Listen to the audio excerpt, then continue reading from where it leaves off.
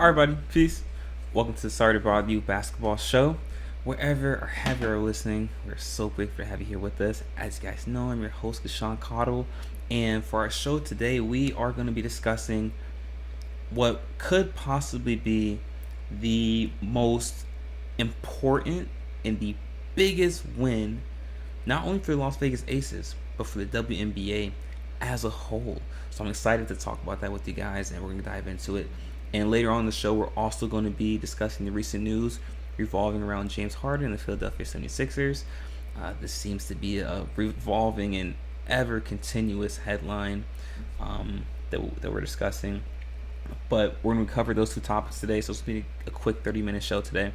But before we get into any of that, guys, if you haven't already, be sure to hit that like button, hit that subscribe button as well, so you guys can stay up to date on all of our latest content. And be sure to follow us on Patreon as well. You can do so by going to patreon.com, clicking on the search bar, and typing in Sorry to Bother You Show. That way you can gain access to all of our exclusive content that we post daily as well. And if you'd like to support our media company, be sure to follow the link in the ticker below. It's streamelements.com/sorry to bother you show/tip. Once again, it's streamelements.com/sorry to bother you show/tip. None of this is possible without you guys as fans, so we're so grateful for all the support and love that you show us. It's an honor to be here. So that being said, let's go ahead and get right into it, guys.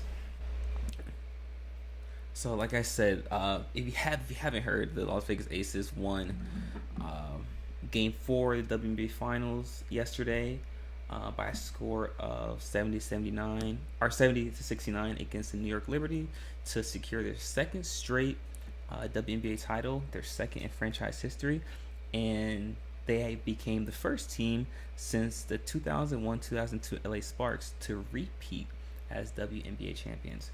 So monumental win, not only for the Aces but also for the WNBA as a whole. And if I want to start just with everything on the court first, so let's just talk about the series as a whole. Vegas jumped out to a 2-0 lead. With both the first two games being in Vegas. They lost Game 3 to Liberty in New York. And in Game 3, Chelsea Gray, the starting point guard, injured her foot, as well as Kia Stokes, their starting center for the Aces, also injured. She had a lower extremity injury. I don't remember the exact injury, but if one of you guys know, you guys can correct me. And both of them were ruled out for Game 4. Those two injuries only mounted on top of their starting center, Candace Parker, who was arguably a top 5 player of all time, also being out since the beginning of August. And we have to remember that this Vegas team was arguably, in my opinion, they were the best team all year. No question about it. Even without Candace Parker, they were by far the best team in WNBA. Though a lot of people had picked the Liberty going into the season to win the WNBA championship. A lot of people have said that the Liberty were the best team ever assembled on paper in WNBA. But if you watch basketball, you knew that wasn't the case, and you knew how much talent and how potent the firepower was in Vegas. The reason that everyone was saying that New York was the best team ever assembled was because they traded for their pieces. They traded for Jonquel Jones. They traded for Breonna Stewart. So you get more headline. You get more. You get more of a splash when you do big name signings, as opposed to having your core and your stars develop organically within the system. Not saying one way is better than the other, but that's how media covers it. And so you got players like Ajawilson and Kelsey Plum and Jackie Young, who have been with Vegas their entire careers. So the only player that Vegas signed that wasn't organically developed within their organization was Chelsea Gray, as well as Candace Parker. So this is a Vegas team that, though I do consider them a super team, they were organically developed within the system, within the organization. But that's also why a lot of media pundits didn't want to coin them as a super team, because for whatever reason, super teams are only assembled allegedly if there's a trade involved. But we have to remember that super teams are super teams based on talent, however that talent got there. But going back to game 4, so Vegas is without Candace Parker, without Kia Stokes, and without Chelsea Gray.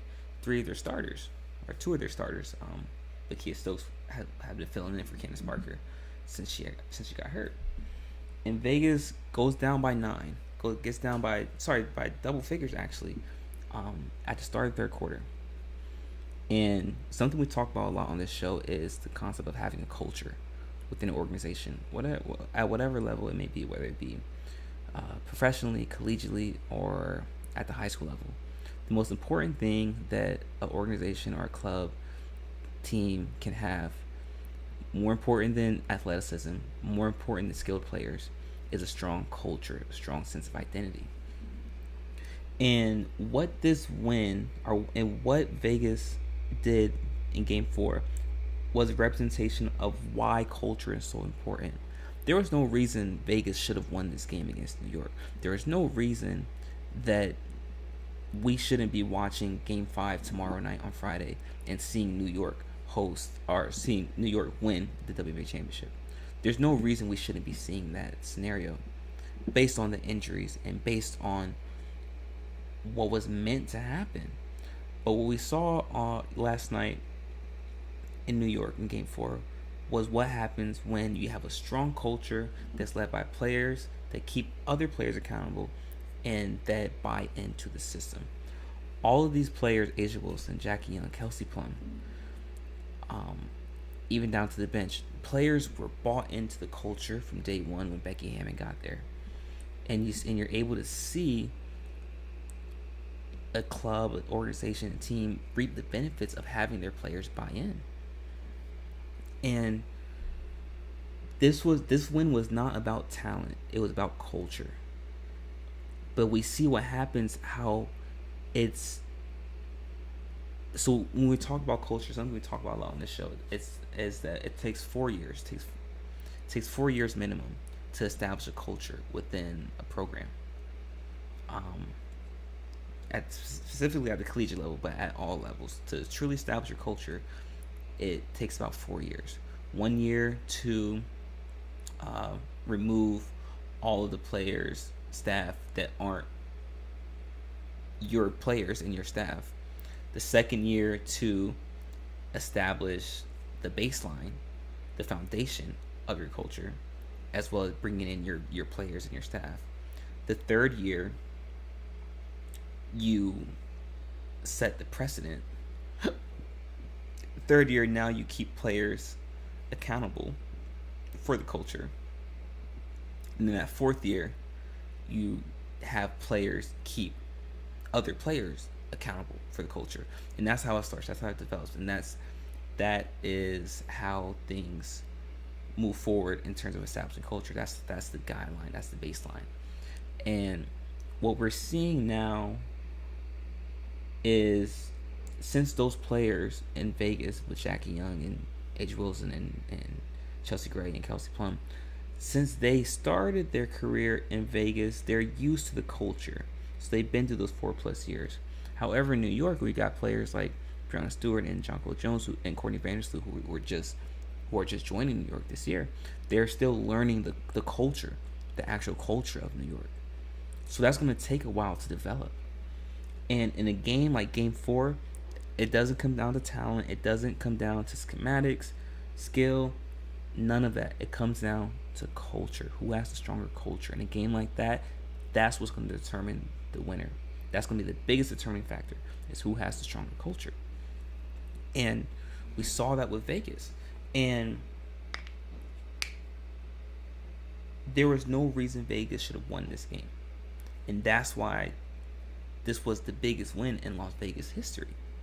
because of the standards and because of what they were up against and the injuries and playing down 13 in the second half, but still finding a way to close out that game. And not only was that the biggest win in Vegas franchise history, but it was also the biggest win in WNBA history because of what it represents as a whole. Something we talked about before the WNBA season started was that super teams are financially beneficial for the WNBA, and they're going to lead to a higher turnout, higher revenue stream for the WNBA.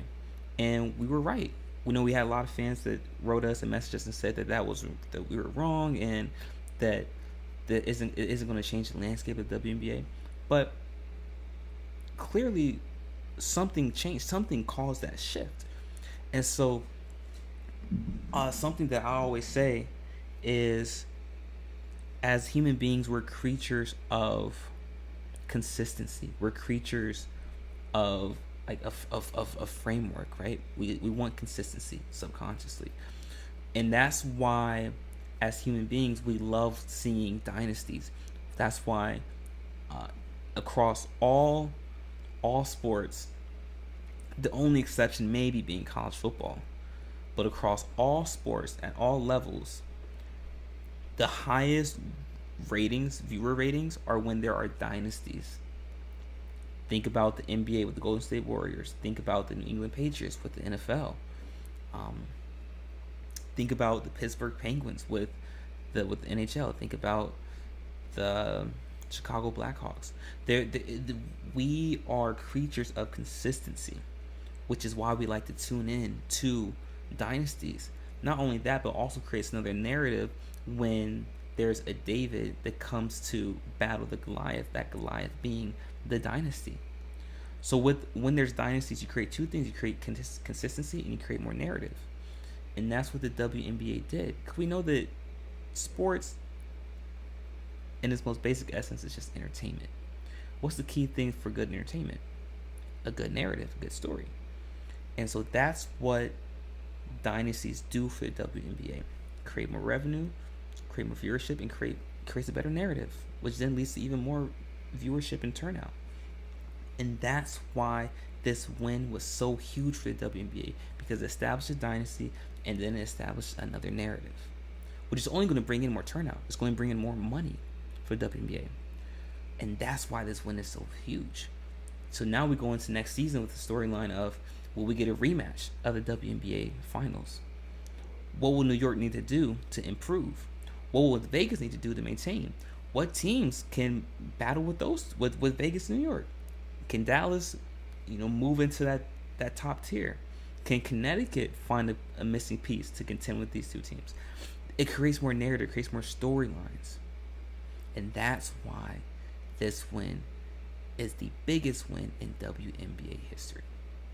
So congratulations to Las Vegas Aces for winning the 2023 WNBA championship. But let me know what you guys think in the chat room as well. I'd love to hear your thoughts. And we're going to take a quick break, guys. But when we come back, we are going to be discussing the James Harden situation in Philadelphia once again. So be sure to stick around, guys. We'll be right back.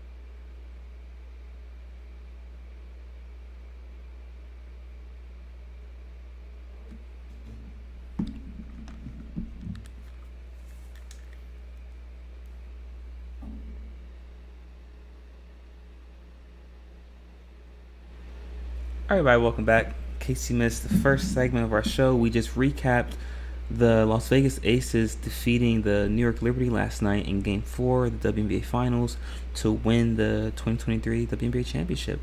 Talked about why that was the most important win, the biggest win for not only for the Las Vegas Aces, but also for the WNBA in its history. So I'd love to hear your guys' comments and thoughts on that in the chat room. Let me know what you guys think. Is this the biggest win, not just for the Las Vegas Aces, but also for the WNBA as a whole since its inception?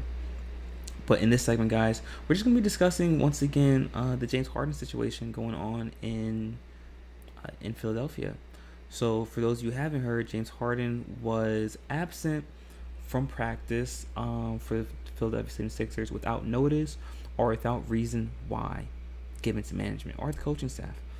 And this was the first practice that James Harden has missed, though he has not been at any of the preseason games for the Philadelphia 76ers, which is not necessarily anything to raise your eyebrows up about, because there's a lot of players that don't attend preseason games.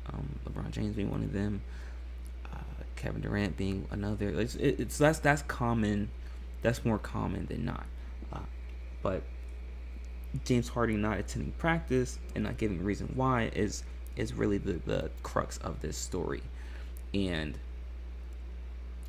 when asked by reporters, head coach Nick Nurse stated that the Philadelphia 76ers are going to move on with or without James Harden, something he stated when he first got to Philadelphia earlier in the summer, back in June.